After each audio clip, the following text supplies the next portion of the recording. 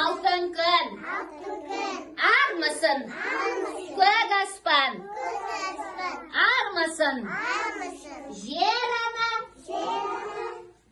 Армысың?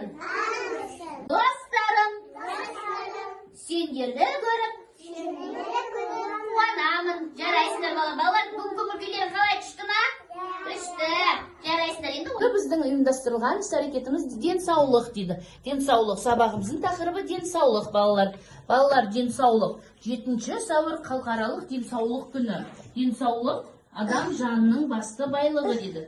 Денсаулық зор байлық деп айтамыз, я балалар? Денсаулығымыз мықты болса, әрқашан көңілді жүреміз біз, я?